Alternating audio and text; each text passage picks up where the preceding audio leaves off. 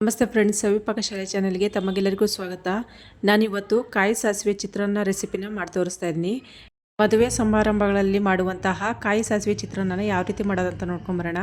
ಮೊದಲು mixie jar ತೊಗೊಂಡಿದ್ದೀನಿ. ಅದಕ್ಕೆ 1.5 ಸ್ಪೂನ್ ಆಗುವಷ್ಟು ಸಾಸಿವೆನ ಹಾಕ್ಕೊಂಡಿದ್ದೀನಿ. ಒಂದು ಅರ್ಧ ಸ್ಪೂನ್ ಆಗುವಷ್ಟು ಜೀರಿಗೆ ಹಾಕ್ಕೊಂಡಿದ್ದೀನಿ. 1/4 ಟೀ ಸ್ಪೂನ್ ಆಗುವಷ್ಟು ಮೆಂತ್ಯ ಹಾಕ್ಕೊಂಡಿದ್ದೀನಿ. ಒಂದು ಸ್ವಲ್ಪ ಕರಿಬೇವು ಸೊಪ್ಪು ಹಾಕ್ಕೊಂಡು ಫಸ್ಟಿಗೆ ಇದನ್ನೊಂದು ಸ್ವಲ್ಪ ಡ್ರೈ ಆಗಿನೇ ಪುಡಿ ಮಾಡ್ಕೊಬೇಕು. ಇದಿಷ್ಟು ಇವಾಗ ಒಂದು ಸ್ವಲ್ಪ ಪುಡಿ ಮಾಡ್ಕೊಂಡಿದ್ದೀನಿ. ಇದಕ್ಕೆ ಇವಾಗ 1-2 ಹಸಿಮೆಣ್ಸಿಕಾಯಿ ಹಾಕ್ಕೊತಾ ಇದ್ದೀನಿ. 4 ಬ್ಯಾಡಗೆ ಮೆಣಸಿಕಾಯಿನ ಹಾಕ್ಕೊತಾ ಇದ್ದೀನಿ. ಒಂದು ಅರ್ಧ ಇಂಚ್ ಆಗೋಷ್ಟು ಶುಂಠಿನ ಕಟ್ ಮಾಡ್ಕೊಂಡು ಹಾಕ್ಕೊಂಡಿದ್ದೀನಿ. 1/4 ಟೀ ಸ್ಪೂನ್ ಆಗೋಷ್ಟು ಅರಿಶಿನ ಪುಡಿನ ಹಾಕ್ಕೊಂಡಿದ್ದೀನಿ. 1 ಸ್ಪೂನ್ ಆಗೋಷ್ಟು ಬೆಲ್ಲ ಹಾಕ್ಕೊತಾ ಇದ್ದೀನಿ. ಹುಣಸೆಹಣ್ಣು ರಸನ ನಾನು ನೆನೆಸಿಟ್ಟಿದ್ದೆ ನೀರಲ್ಲಿ. ಅದನ್ನು ಇವಾಗ ರಸನ ಹಾಕ್ಕೊತಾ ಇದ್ದೀನಿ ಒಂದು ಸ್ವಲ್ಪ. ಇದಿಷ್ಟು ಇವಾಗ ಮತ್ತೆ ಪುಡಿ ಮಾಡ್ಕೊಳ್ಬೇಕು. ಇವಾಗ ನೋಡಿ ಮತ್ತೆ ಒಂದು ಸ್ವಲ್ಪ ಅರ್ಧ ಪುಡಿಯಾಗಿದೆ.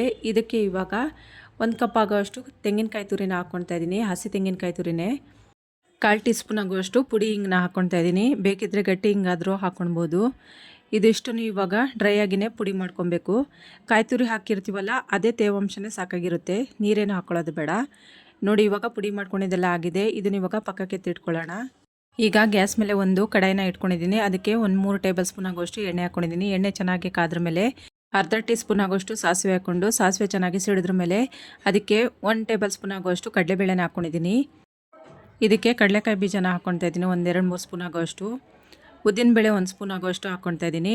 ಇದಿಷ್ಟನ್ನು ಚೆನ್ನಾಗಿ ಕೆಂಪಗಾಗೋ ತನಕನೂ ಚೆನ್ನಾಗಿ ಹುರ್ಕೊಳ್ಳೋಣ. ಇದನ್ನು ಕಡಲೆಕಾಯಿ ಬೀಜ ಎಲ್ಲ ಚೆನ್ನಾಗಿ ಹುರ್ಕೊಂಡಿದ್ದೆಲ್ಲ ಆಗಿದೆ. ಸಾಕು ಇವಾಗ ಇಷ್ಟು ಹುರ್ಕೊಂಡ್ರೆ ಇದಕ್ಕೆ ಇವಾಗ 1-2 ಒಣಮೆಣಸಿನ್ಕಾಯಿನ ಕಟ್ ಮಾಡ್ಕೊಂಡು ಹಾಕ್ಕೊತಾ ಇದ್ದೀನಿ ಒಗ್ಗರಣೆಗೆ.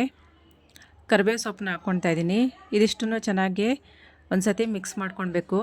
ಈ ಚಿತ್ರಾನ್ನಕ್ಕೆ ಸಾಸಿವೆಯನ್ನು ಸ್ವಲ್ಪ ಜಾಸ್ತಿ ಹಾಕ್ಕೊಳ್ಬೇಕು. ರುಬ್ಬಕ್ಕಾದ್ರೂ ಅಷ್ಟೇ, ಒಗ್ಗರಣೆಗಾದ್ರೂ ಅಷ್ಟೇ.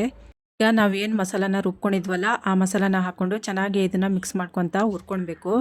ನೀರೆಲ್ಲ ಏನೇ ಮಿಕ್ಸ್ ಮಾಡ್ಕೊಳಕ್ಕೆ ಹೋಗ್ಬೇಡಿ. ಡ್ರೈ ಆಗಿನೇ ಇದನ್ನು ಚೆನ್ನಾಗಿ ಹುರ್ಕೊಳ್ಬೇಕು.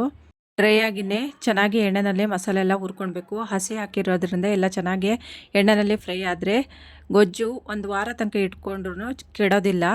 ಈಗ ರುಚಿಗೆ ಬೇಕಾದಷ್ಟು ಉಪ್ಪು ಹಾಕ್ಕೊತಾ ಇದ್ದೀನಿ. ಉಪ್ಪು ಹಾಕ್ಕೊಂಡು ಒಂದು ಸತಿ ಚೆನ್ನಾಗಿ ಮಿಕ್ಸ್ ಮಾಡ್ಕೊತಾ ಇದ್ದೀನಿ. ಇದು ನಾವು ಹೊರಗಡೆ ಟ್ರಾವೆಲ್ ಹೋಗೋತ್ತಿಗೆ ಈ ಗೊಜ್ಜನ್ನ ಮಾಡಿ ಇಟ್ಕೊಂಡ್ರೆ ಬಿಸಿ ಅನ್ನ ಮಾಡಿಕೊಂಡು ಇದನ್ನು ಕಲಿಸ್ಕೊಂಡು ತಿನ್ಕೊಳ್ಬೋದು.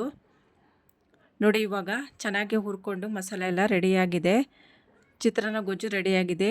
ಇದಕ್ಕೆ ಇವಾಗ ನಾನು ಮೊದಲೇ ಅನ್ನ ಮಾಡಿ ಇಟ್ಕೊಂಡಿದ್ದೆ, ಆ ಅನ್ನ ಹಾಕ್ಕೊಂಡು ಮಿಕ್ಸ್ ಮಾಡ್ಕೊತಾ ಇದ್ದೀನಿ. ಇದಕ್ಕೆ ಅನ್ನನ ಒಂದು ಸ್ವಲ್ಪ ಪುಡಿ ಮಾಡಿಕೊಂಡು ಅದಕ್ಕೆ ಕೊತ್ತಂಬರಿ ಸೊಪ್ಪನ್ನ ಹಾಕ್ಕೊತಾ ಇದ್ದೀನಿ.